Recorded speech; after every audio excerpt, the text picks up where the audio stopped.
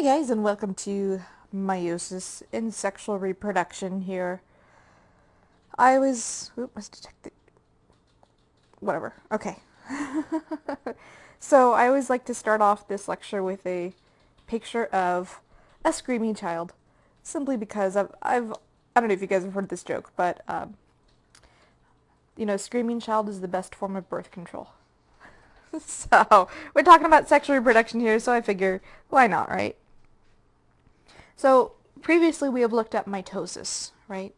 So with mitosis, we take a single cell that has two copies of its genome. We say 2N. Almost all of our cells have two copies of their genome. That's the normal state of being for us. And that cell divides through mitosis to produce two daughter 2N cells, right? So these two daughter 2N cells are both clones. Meiosis is a little bit different. We start off with a 2N cell, and we produce four 1N cells with only one copy of their genome. Meiosis only takes place in certain specialized cell types, so it takes place in the testes and the ovaries. Mitosis takes place in all of your cells, except for the testes and ovaries. And meiosis is the way by which we reproduce, at least as humans. So why do we do sexual reproduction, besides it feels good, right? So sex is a way to very quickly and very rapidly spread beneficial mutations. Mutations themselves, if you just relied on chance in order to acquire mutations, they take a long time, right? Not only do they take a long time to acquire, they also take a long time to spread throughout a population. They're also very risky, right? Only a tiny fraction of mutations are actually beneficial. So what sexual reproduction does is it takes the beneficial mutations. We know they're beneficial because the organism that carries them is still alive and still capable of sexual reproduction, right? So it takes those beneficial mutations and shuffles those beneficial mutations with the beneficial mutations of another individual, and this all happens within one generation. So in the offspring, this produces a high variability in the mutations that the offspring produces. And because the offspring have a high variability, they have a high variability in their genes, and so therefore they have a high variability in their proteins. And the proteins produced, we actually call phenotype. We're going to come back to that word when we talk about genetics. Because you reshuffle your genes very, very quickly through sexual reproduction, you produce offspring that are better able to survive in a changing environment. So, as an example, one of the things that is a disadvantage of sexual reproduction is you have to find a partner, right? You have to find a partner, you have to please that partner, and then you have to raise the kid.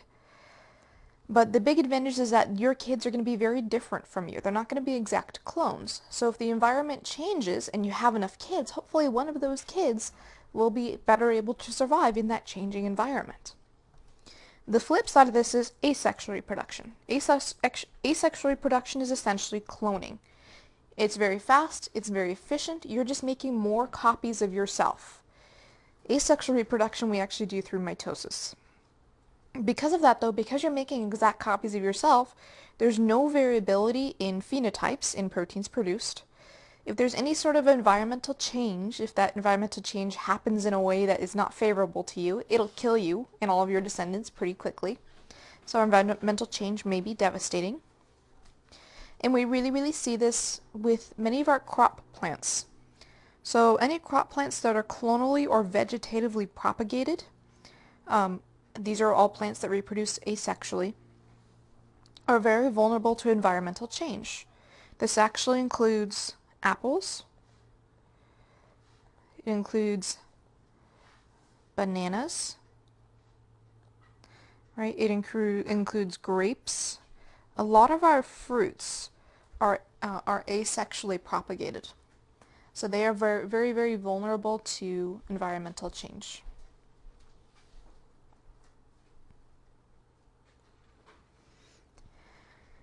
Okay, now that is not to say that an apple tree is not capable of sexual reproduction, it's just easiest for us as humans to reproduce it asexually. Here, however, is the life cycle of a sexually reproducing organism. So I don't know why we're looking at a dog here, but we are. Okay, so as an adult, you have a certain population of cells in your body right in the ovaries and the testes. And I can't tell if this dog is male or female. Let's draw some ovaries on her right there. Alright. So those cells in the ovaries will undergo meiosis, and those cells are 2N. Okay, they are 2N, they're diploid, because they're in the adult dog. They'll undergo meiosis and they will produce 1N, or just N, eggs. So they'll produce eggs if this dog is female, sperm if this dog is male. And these eggs, we have a special term for these eggs and these sex cells. They're called gametes. So gamete is any cell used to do sexual reproduction. Sperm and eggs are two types of gametes. And gametes have one copy of their genome. We say that any cell that has one copy of their genome is haploid. Any cell that has two copies of their genome is diploid. So these haploid gametes are produced as a result of meiosis. Now, one haploid gamete meets up with another haploid gamete with another copy of the genome. 1 plus 1 equals 2. We get an embryo, or a zygote, that is diploid, that has two copies of its genome. That embryo would then divide through mitosis and produce lots of other 2N cells that go on to specialize into different cell types that eventually form the fully adult organism again. So this is the life cycle of a sexually reproducing organism right here.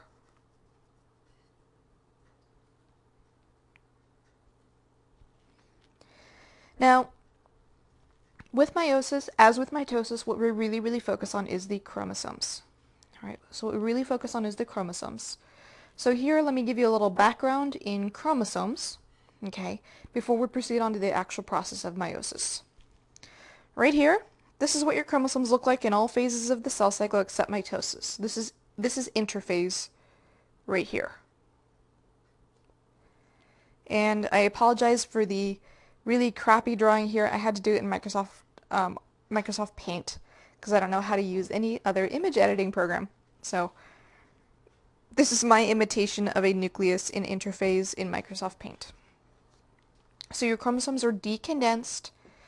They're bound by the nucleus. There is a nucleus. They're all tangled together, right? But when you look at this, it's really hard to visualize. It's hard to track which chromosome is going where.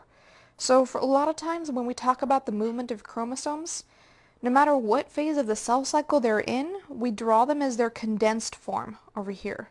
So in reality, remember these chromosomes kind of look like this, but we condense them down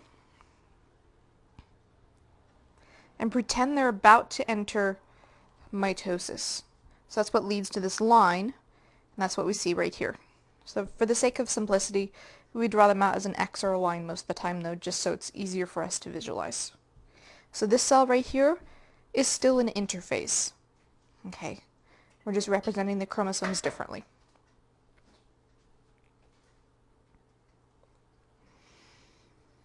Alright, so let's talk about that N number a little bit more.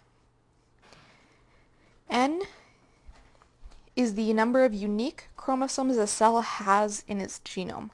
Humans have 23 unique chromosomes. Alright. Now, we have 23 unique chromosomes, but we have two copies of each chromosome. So for us, N equals 23, but we have two copies of every chromosome. So we put a 2 in front of that N, and we have a total of 46 chromosomes in every cell. So a total of 46 chromosomes, 23 pairs. Now I don't have a picture here. Never mind. I was going to say, let me remind you guys, this is what it looks like, but I don't have a picture. So for us, we need two copies of each chromosome. We need two copies of our genome. All right, we have to be diploid in order to fully function properly. For some organisms, though, a single set is totally fine. All right, a single set is enough for some organisms, not enough for others. That actually seems like an awesome insult, by the way. You're haploid, right? It's implying they're stupid. Get it? Okay, never mind. So, some examples of organisms that can survive being haploid are some ferns and some trees. Actually, they're totally fine just being, 1N. But humans and most mammals need two sets. All right, so each of those 23 chromosomes up here needs a partner. We get a total of 46. Some other organisms need three sets of chromosomes, though. So some need 3N. Humans don't do that. We'd be dead. But if we had 3N, each each unique chromosome here would get two other partners. We'd have 23 times 3 equals 69 total chromosomes. We don't, though. All right, be careful with this. This is just a thought experiment. We don't actually have this. Although that also would be a really good insult, too. You're haploid. You're triploid, right?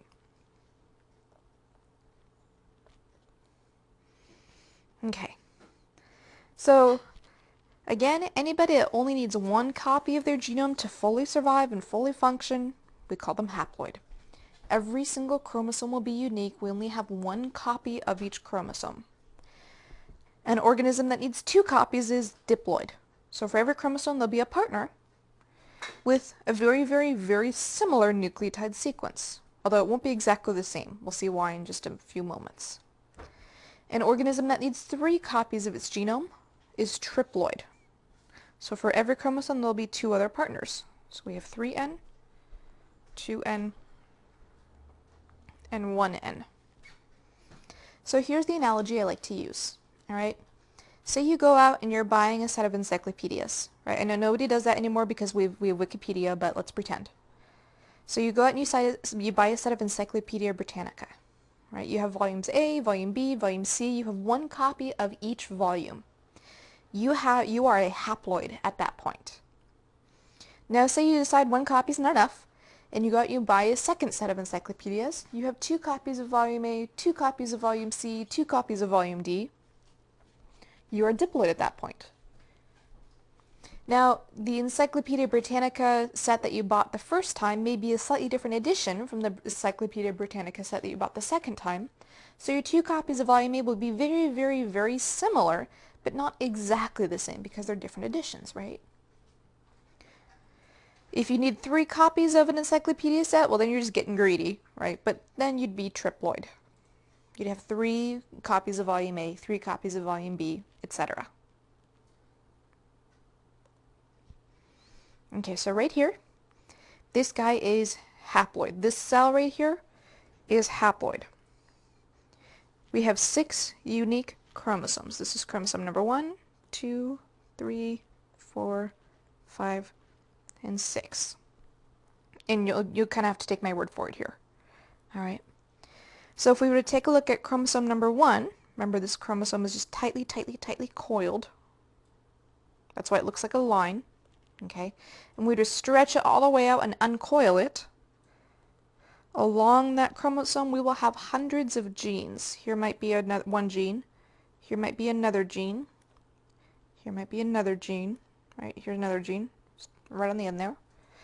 And these genes code for enzymes and proteins and things like that. So this gene might be for our buddy PFK, phosphofructokinase. This one might be for our other buddy, alcohol dehydrogenase, ADH. Oops. And we have other genes that code for other proteins. Because we only have one copy of chromosome 1, we only have one copy of the gene for PFK, one copy of the gene for ADH. Now this is all right after a cell is born, right after mitosis or meiosis. All right.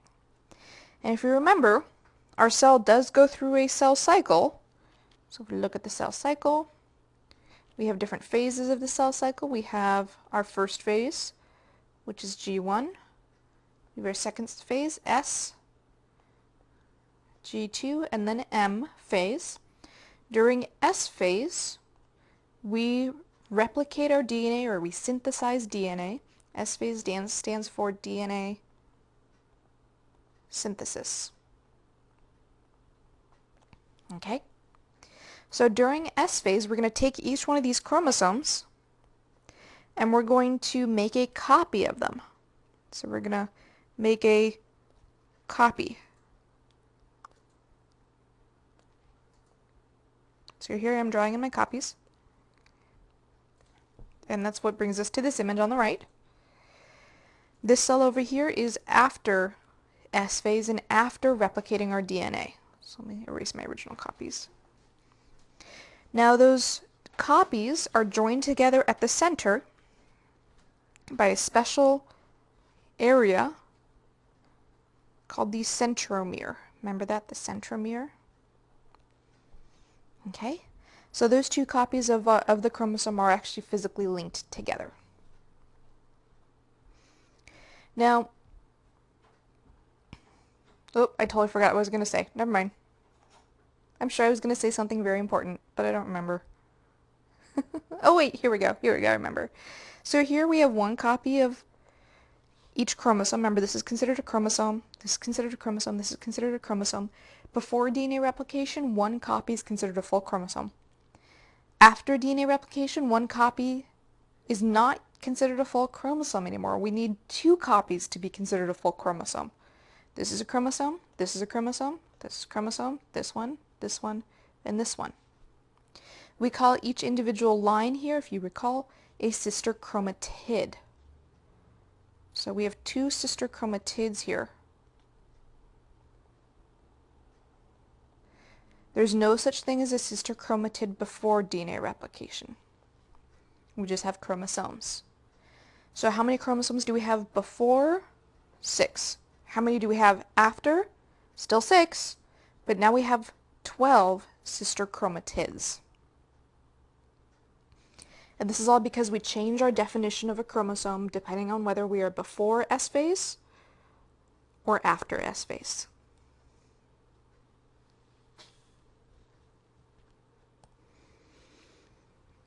Alright, right here, this cell is diploid. Okay, so we still have 6 unique chromosomes. So those are the original blue guys.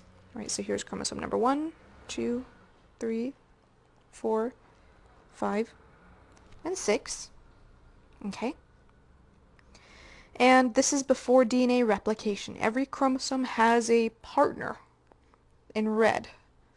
So 1, 2, 3, 4, 5, and 6. So each partner chromosome, or each blue chromosome will have a very similar, though not exactly identical partner. And this is before DNA replication. We have 2 copies of every single chromosome. We are 2N, therefore we are diploid.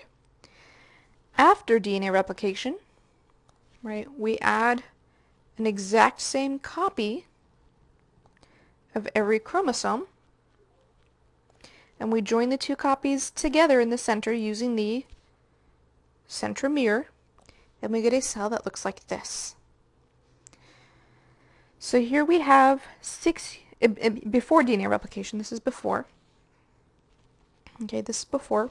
We have 6 unique chromosomes, but 2 copies of those 6 chromosomes. So we have 2N equals a total of 12 for this cell. In our previous cell, in contrast, we have 1N equals 6.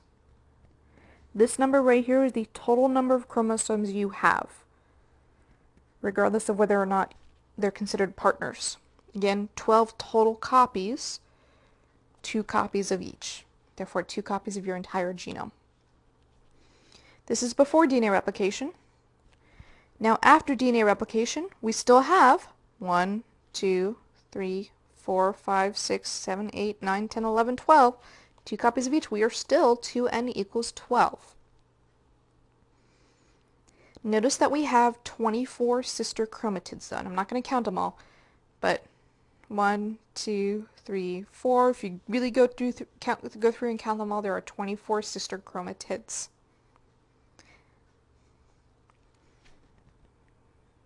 Okay. Now, just to drive the point home, Here's triploid. So again, we have 6 unique chromosomes, 1, 2, 3, 4, 5, and 6. And every unique chromosome has 2 partners now. 4. Don't know what I was thinking there. 5 and 6. And the red and green partners will be very, very similar to the blue partner, but not exactly the same. Okay, it'll be 99.9% similar, but not exactly the same. This is before DNA replication. So here we have a total of 18 chromosomes. If you count up every single individual line, there's 18. We have 3 copies of each chromosome, so 3n equals 18. Same thing over here, we still have 3n equals 18. Alright, we've just replicated our DNA. This entire thing is considered a chromosome. A chromosome. A chromosome. Alright, so let's look at us now. This is us. This is our cells. Okay? So for us, we have 23 unique chromosomes, but we have 2 copies of each. So we have a total of 46. If you count up each one of these lines, there is 46 total chromosomes. Here's copies numbers, here's set number 1. All right, let me actually go back to my original notation. 1, 2, 3, 4, 5, 6, 7, etc. Okay. And this is before DNA replication. After DNA replication, we still have our 2n equals 46. But now we have 92 sister chromatids. I think I did my math right there. 46 times 2 equals 92. Yes, okay, I did do my math right. Okay, just double checking. All right. So let's look at your genome, okay? Again, this is you. You have 2 copies of your genome, you have 2n. All right. 1 copy came from mom, 1 copy came from dad. Now in this image, let's say that blue came from dad and red came from mom. All right, so blue is dad's chromosomes and red is mom's chromosomes. And here we see why it's so important to say that, well, there's slight differences. So hopefully your mom and dad are genetically distinct from each other. Hopefully they are not related, which means that the chromosomes they gave you, they passed down to you, are also a little bit different. Now if you look at any 2 random people though, we are still 99.9% similar. So if you look at any random nucleotide, there's a 99.9% chance that that nucleotide will be the same amongst 2 separate people. But that 0.1% is what makes mom different from dad. Now the only case in which you would have 100% nucleotide similarity, or close to 100%, is if your parents were twins. We don't have any Game of Thrones stuff going on here, so hopefully your parents are only 99.9% similar.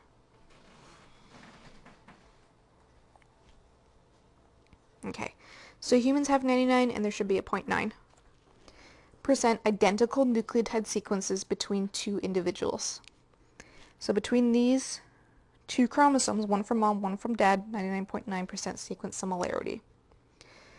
And both your parents are humans. They both have 2 arms, 2 legs, 2 eyes, so they're mostly similar but not quite. Now this is before DNA replication. Here's after DNA replication. The copy that is made, so here's 1 copy, here's the other copy. These 2 sister chromatids are hopefully going to be 100.0000% similar sequence. Okay, or I should say identical sequence. Now in reality that doesn't actually happen, right? We do make mistakes during DNA replication. But for our purposes here, we can think of it as exactly the same. So the 2 sister chromatids are exactly the same. The 2 chromosomes from your mom and dad are only going to be 99.9% similar. So of course we have terms to describe this, right? We are, sorry, I'm choking on my own spit there. We already know the term for these two segments that are identical. They're called sister chromatids. So sister chromatids are 100% identical, of course, except for the occasional mutation. Now the chromosome set that you got from your dad versus your mom, right? These are called homologous chromosomes. So these chromosomes have the same set of genes, right? And 99.9% sequence similarity, but not exactly the same because your parents are different, therefore they gave you different chromosomes. So we have homologous chromosomes versus sister chromatids. Homo, by the way, means same or similar.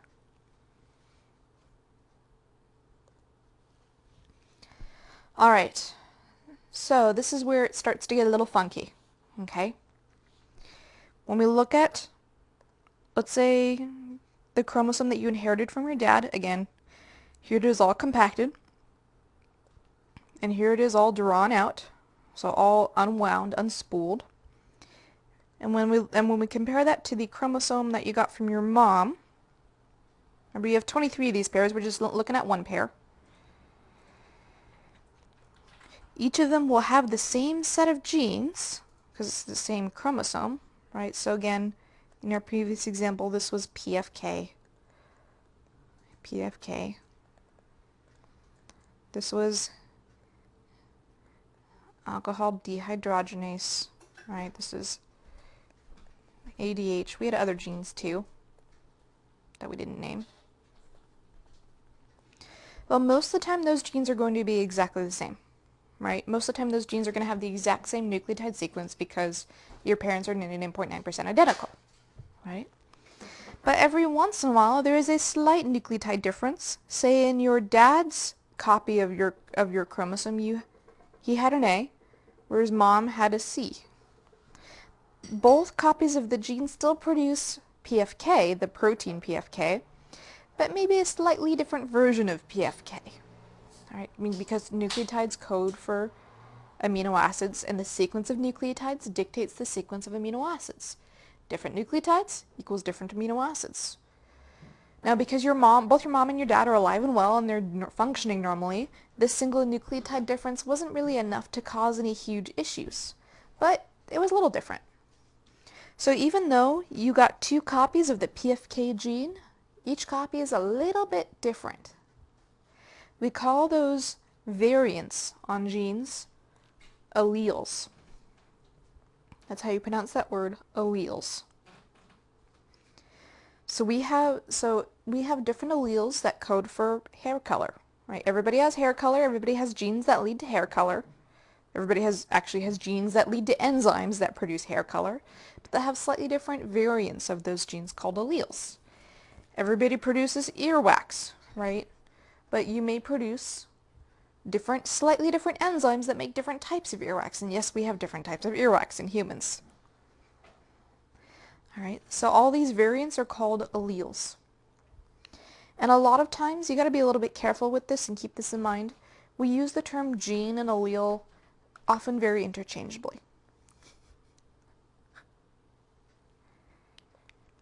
Okay, so here's an example. This gene is called the MC1R gene. Alright, the MC1R gene. This is the actual sequence of the MC1R gene. See, it's made of a bunch of A's, T's, C's, and G's. Alright? And this is the real, let me emphasize, this is the real sequence. I actually went and I grabbed it off the internet. Everything on the internet is true, right? So at position 661, 71, 81, 691, right there, 691 nucleotides in them from the start of the gene. One person may have a GC, whereas another person may have a CC. Okay? So this causes us to produce different proteins from this MC1R gene. This GC will cause us to produce an enzyme that lays down black or dark brown pigment in hair. This other MC1R gene causes us to produce an enzyme that lays down reddish pigment in hair. So we have two alleles of the MC1R gene. And for you, right, you may have one copy that has the GC and another copy that has the CC. Both of your MC1R copies, remember we have two copies of every single gene because we have two copies of every single chromosome. Both your copies may be GC, both your copies may be CC. Just depends on what you got from your parents. Alright? So think of colors. A gene is a color, right? We say genes are colors. Blue and green are variants of a color. So blue and green are the alleles. Now, alleles can not only be caused by single nucleotide differences right here. They can be caused by several nucleotide differences. They can be caused by differences in alternative splicing patterns. We'll talk more about that later when we get to transcription and translation. Anything that causes us to read the gene a little bit differently can lead to a different allele.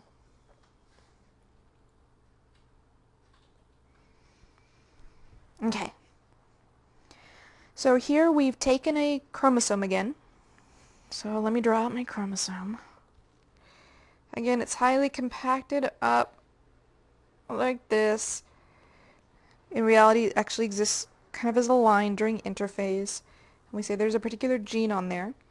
Well, in order to represent the particular gene on the compacted chromosome, we often just draw a band of color on the chromosome, which is why we see bands of color right here.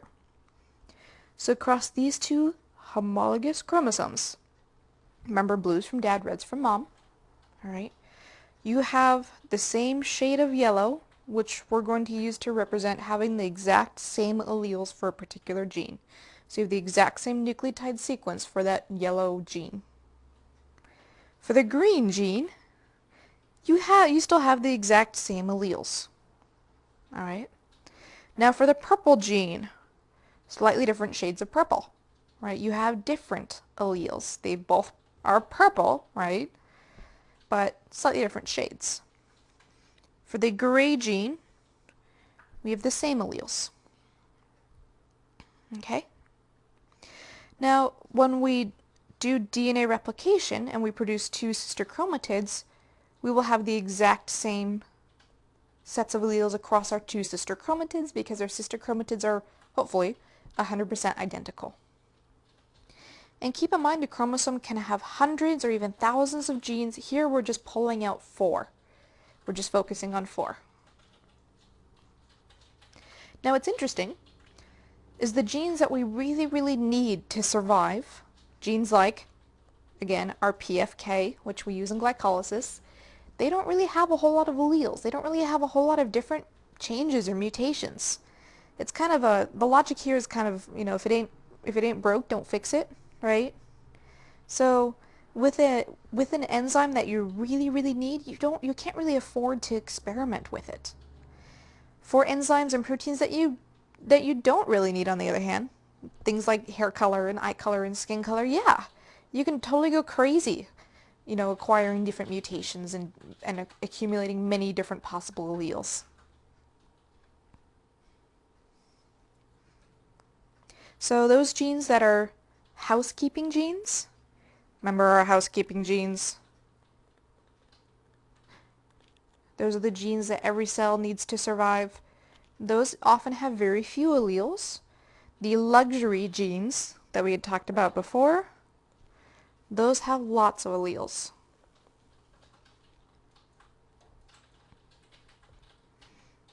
Okay, so some more terminology here. Homozygous and heterozygous. Here we're just adding words to stuff that we already know. If you are homozygous for a particular gene, we can only use this to describe one gene, this term homozygous. You have the exact same alleles on both of your homologous chromosomes. So both mom and dad gave you the exact same nucleotide sequence for that particular gene. If you're a heterozygous, you have different alleles on your homologous chromosomes. So at most, you can only have 2 alleles for a given gene because you only have 2 copies of that gene. But just because you have 2 doesn't mean there can't be a lot more out there, right? Doesn't mean there can't be hundreds or even thousands of possible alleles. So let's look at this on here. Going back to these two homologous chromosomes, okay? Here we are homozygous for the yellow allele, homozygous for the green allele, heterozygous for the purple allele, and homozygous for the gray allele. Alright, so far so good, and this is just showing the same, this image over here on the right is showing the same thing. I don't know why I put it in there.